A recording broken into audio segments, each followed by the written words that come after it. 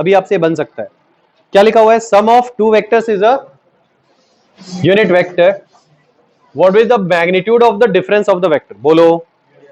ठीक है, तो sum of two vectors is a unit vector, इसका मतलब उन दोनों के बीच का एंगल कितना था?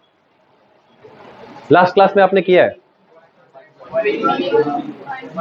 180। 180 में इधर एक मैंने ले लिया कोई एक यूनिट वेक्टर, तो इन दोनों का सम 1 आता है 120 डिग्री। Very good. दो यूनिट वेक्टर का सम एक यूनिट वेक्टर है, मतलब 1 और 1 को ऐड करके 1 आ रहा है, मतलब थीटा इज 120। और जिसको नहीं पता है तो पहले तो आप ये ले लो, let the angle is theta, so r equal to root over, वो पूरा प्रोसेस करो जो आपने लास्ट क्लास में किया था, 2ab cos थीटा। तो मैंने आपको रटाया था ना कि 10 और 10 को ऐड करके 10 तब आता है when the angle is what?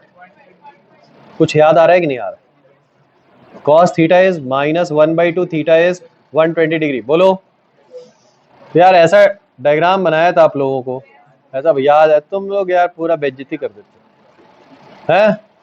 किसी एक ही बच्चे को याद है 120 डिग्री, वो भी सबसे पीछे बैठा हुआ है? याद नहीं आ रहा? 1 और 1 को ऐड करके 1 कब आता है? व्हेन द एंगल इज, नहीं याद आया कोई बात नहीं, ऐसे निकल जाएगा। बोलो। अब आपसे पूछा जा रहा है what is the magnitude of their difference. So if this is first vector, this is second vector, if angle between them is 120 degree, so what will the angle between a and minus b? A और minus B के लिए क्या होगा बताओ? 60 degree होगा। तो अब ये 60 डिग्री अगर हो गया तो now the resultant will be what? Mod of a minus b क्या होता है बताओ? Root over a square plus b square. अब थोड़ा हाँ केयरफुली देखना, अगर आप लिख रहे हो -2ab तो आप यहाँ पे cos 120 लिखोगे। बोलो। अगर आप माइनस लिख रहे हो तो 120 लिखोगे, अगर आप प्लस लिख रहे हो तो 60 लिखोगे। बोलो। सो अल्टीमेटली आ जाएगा √3। कितना आ जाएगा बोलो? कितने लोगों को समझ में आया? फिर से समझो, अगर ए और बी के बीच का एंगल थीटा होता है, देन फॉर्मूला यहां सब्ट्रैक्शन का आता है a square plus b square minus 2ab cos theta, minus 2ab if theta is angle between a vector and b vector, a vector and, तो माइनस 2ab cos थीटा अगर आपको लिखना है तो 120 ही लिखना पड़ेगा, बिकॉज उनके बीच का एंगल 120 ही था। और अगर आपको प्लस लिखने में इंटरेस्ट है तो फिर आपको 120 की जगह क्या लिखना पड़ेगा? 60। कुछ आया? ठीक है। और दूसरा, इस क्वेश्चन को ओरली कर सकते हैं, क्योंकि आपको लास्ट क्लास में मैंने एक रिजल्ट लिखाया था, दो वेक्टर अगर 0 डिग्री पे है ए और ए, तो रिजल्टेंट आता है 2a। 180 पे कितना आता है? 0। 90 पे कितना आता है?